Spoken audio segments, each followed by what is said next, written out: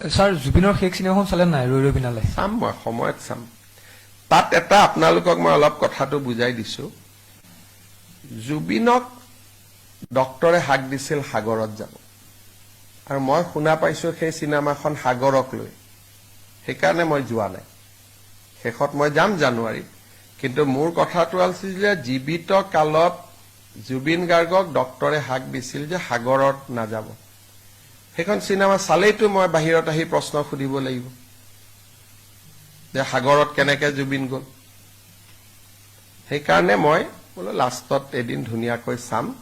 কিন্তু চিনেমাখনৰ যদি আপোনালোকে দৃশ্যপট দেখে, আগতে মই কথাটো কোৱা নাছিলো কাৰণ চিনেমাখন ভাল কৰি চলক বুলি, কিন্তু চিনেমাখনৰ শ্বুটিং সাগৰত হৈছিলে, আৰু নেম কেয়াৰ হস্পিটালত জুবিনক ক্লিয়াৰলি ইনষ্ট্ৰাকশ্যন দিয়া হৈছিলে যে জুবিন সাগৰ আৰু জুইৰ কাষত যাব নোৱাৰে।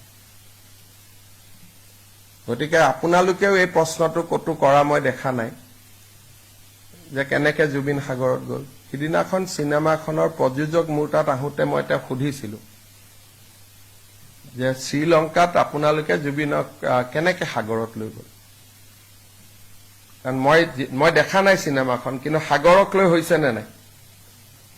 গতিকে মুখ্যমন্ত্ৰী এজনে চোৱাৰ পিছততো কথাটো ফাইলত লিখিব লাগিব। মই সেইকাৰণে শেষৰ ফালে চাম বুলি ভাবি থৈছো, তেতিয়া আৰু কোনো হেৰি নাই। গতিকে আৰামত এদিন বঢ়িয়াকৈ চাই লৈ আহিম।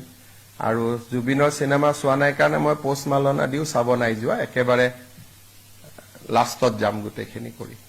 কিন্তু এই কথাটো মোৰ মনত কুটকুটাই থাকে, মই এনে নকওঁ বুলি ভাবো, কিন্তু তথাপিতো কুটকুটাই আছিল কাৰণে ওলাই গ'ল যে ইমান ডক্টৰে হাক দিয়াৰ পিছতো।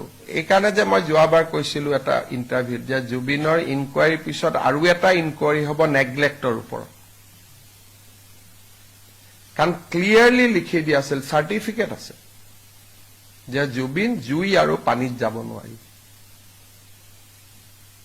চিনেমাখনৰ শ্বুটিং কেনেকে পানীত হৈছিলে। তাৰমানে জুবিনৰ জীৱনক লৈ বহুত দিন আগৰ পৰাই আমি বহুতে হেতালি খেলি আছিলো, হয় নহয়? মই ঠিক কথা কৈছো নে নাই? গতিকে সেইকাৰণে কবাত যেতিয়া মই নাযাওঁ তেতিয়া বুজি পাব যে কিবা এটা কাৰণ আছে, সেইকাৰণে মই অলপ দূৰে দূৰে ঘূৰি থাকো।